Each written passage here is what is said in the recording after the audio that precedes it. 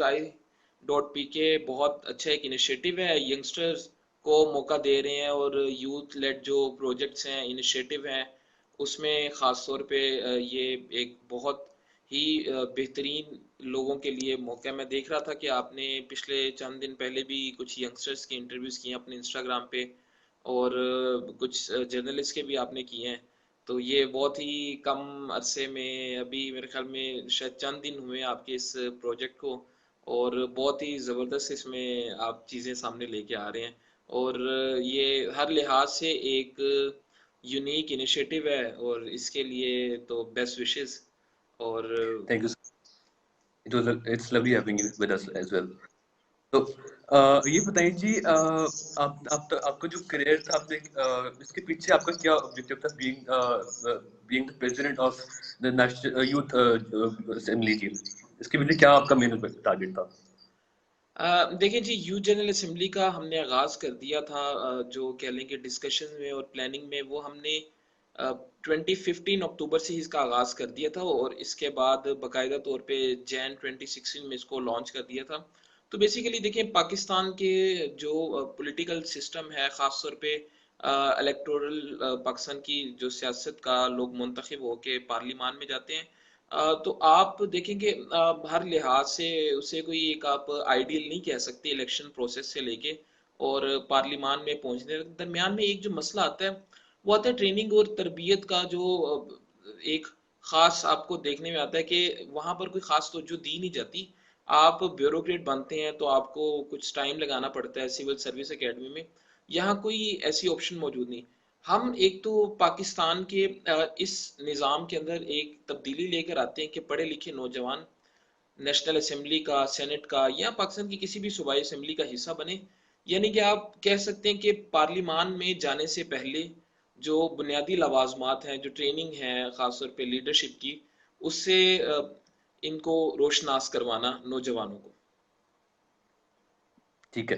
اچھا، آپ نے کچھ پالیسیز پہ بھی کام کیا، جس طرح پاسٹ میں ہوتا رہا کہ سارے جیسے انسیڈنٹ ہوتے رہے اسکول میں، پھر عظما کا بھی انسیڈنٹ ہوا جو بچی کو مرڈر کیا گیا تھا. ریسنٹلی پچھلے کچھ دن پہلے زورہ شاہ کا جی مرڈر ہوا تھا. صرف اس کا یہ قصور تھا کہ اس نے پیرنٹس جو تھے غلطی سے وہ اپنے قید سے ریلیز کر دیے تھے. تو اس کے اوپر آپ نے کن پالیسی پہ اس طرح کی آپ ان کے چائلڈ ابیوز کے لیے آپ کام کر رہے ہیں؟ اچھا دیکھیں، یوتھ جنرل اسمبلی کی بہت سے جو لا کے انیشیٹو ہیں پاکستان میں، اچھے ڈیجیٹل انیشیٹو جس میں کوٹنگ دا لا، انصاف کیمپ، قانون دان، یہ ایسے فورمز ہیں. ان کے ساتھ ایک ہماری کلیبریشن ہے، فرینڈز آرگنائزیشن ہے، تو ان کے ساتھ مل کے بھی بہت سی چیزوں پہ کام کر رہے ہیں. اب آتا ہوں آپ کے سوال کے پہلے حصے کی طرف.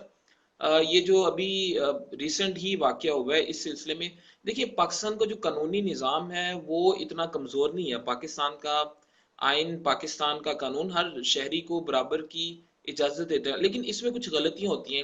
اب میں یہ ریفرنس دوں گا کہ آپ سب کو یاد ہوگا، سننے والوں کو، کہ 1.5 سال پہلے ایک واقعہ ہوا تھا عظما کا. جیسے یہ سیم واقعہ ہوا اسی سینیریو میں، گھریلو ملازمہ تھی، مار دیا گیا.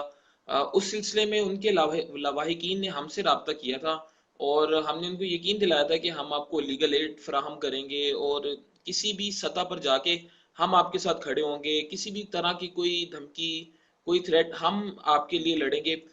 مگر 1-2 دن تو ان کے ساتھ ہم بیٹھتے کام کرتے رہے. ہم نے وکیل بھی کر لیا تھا، کچھ میڈیا چینلز نے خبر بھی چلا دی تھی، مگر اس کے بعد جو ورثہ تھے وہ خود پیچھے ہٹ گئے تھے. تو آپ کو سمجھ آتی ہے کہ یہ دو چیزوں سے ہوتا ہے. ایک تو فائنینشلی سطح پر بھی کافی مدد مل جاتی ہے، اور اس کے ساتھ ساتھ جو دوسرا ہوتا ہے کہ یہاں پر ہمارے ہاں ڈر موجود رہتا ہے، خوف موجود رہتا ہے، کیونکہ ہمارے ہاں جو بدقسمتی سے ہمارے لیگل انسٹیٹیوشن ہے، یہاں پر ایک ہماری کہہ لیں کہ کمزوری بھی پائی جاتی ہے. آپ اب دیکھ لینا کہ 5 دن پہلے پاکستان میں جو ایک واقعہ ہوا تھا انصاف کے حوالے سے، اب وہ وکیل مایوس ہیں. تو جو سسٹم ہے پاکستان کے سابق وزرائے اعظم بھی اس بات پہ کہتے رہے کہ جو ہمیں انصاف نہیں مل سکا، ٹیکنیکل بنیادوں پہ کچھ خوش رہے ہیں، کچھ نہیں خوش رہے ہیں. تو یہ دیکھیں، یہ سسٹم تب تک ٹھیک نہیں ہو سکتا جب تک اس سسٹم سے جڑے لوگ خود کو ٹھیک نہیں کرتے. ٹھیک ہے، آپ کے جوڈیشل سسٹم، آپ کے جو ادارے ہیں، صرف ان کا مسئلہ نہیں ہے. مسئلہ یہ ہے کہ آپ کے جو پبلک ہے ان کا ایک پیچھے کیا فیڈ بیک. ہم تو ایک تو ہسٹری کو اپنے واقعات کو بہت جلدی بھولنے کے عادی ہیں، لیکن اگر عوام نے یا کہہ لیں کہ جو اس کیس سے جڑے ہوئے لوگ تھے، جس کی میں ایک ریفرنس دے رہا ہوں کیونکہ آپ جس کی بات کر رہے ہیں اس میں تو ہم براہ راست یا غیر براہ راست دونوں سطوحات پر نہیں شریک، لیکن جس میں ہم شریک تھے اس کا میں بتا رہا ہوں کہ اگر یہ پبلک رسپانس رہتا تو پبلک رسپانس رہتا ہمارا تھوڑا سا جو کہہ لیں کہ قوانین میں ان میں تبدیلی ہونی چاہیے، کیونکہ جب آپ نے اس طرح سے مارا اور پھر وہ جو بچی کی تصاویر تھیں وہ سوشل میڈیا پہ آ رہی تھیں، تو یہ کوئی قتل نہیں ہے، پھر یہ دہشت گردی کے زمرے میں آتا ہے، اور دہشت گردی میں تو کوئی بھی معاف نہیں کر سکتے آپ کو، ریاست بھی نہیں، ٹھیک ہے. تو یہ تو چیزیں دیکھنی چاہیے نا کہ ایسی کوئی بھی چیز، یہ چیزیں آئیڈینٹیفائی ہوتے ہیں، اور ہمیں ہر چیز مستند تحقیق کے ساتھ کرنے کی ضرورت ہے.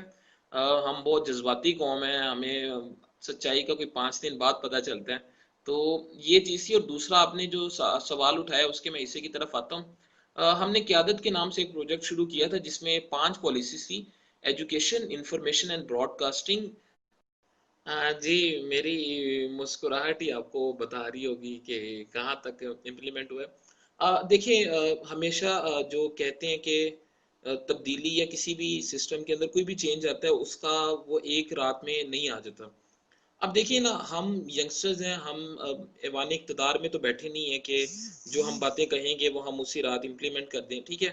تو آپ جو یوتھ لیڈ انیشیٹو ہوتے ہیں وہ کیا کر سکتے ہیں؟ وہ یہی کام کر سکتے ہیں کہ وہ سویک ایجوکیشن کے حوالے سے اور دیگر معاملات میں دے سکتے ہیں اپنی اویئرنیس. تو یہ ہمارا قیادت پروجیکٹ تھا 2019 میں. اس میں باقاعدہ ہماری شیڈوز منسٹریز تھیں، مقدس فاطمہ ہماری کوآرڈینیٹر ہیں، وہ اس وقت لیڈ کر رہی تھی، منسٹر تھیں ویمن امپاورمنٹ کی، اور ان کے ساتھ پوری ہم نے ایک اسٹینڈنگ کمیٹی تشکیل دی تھی.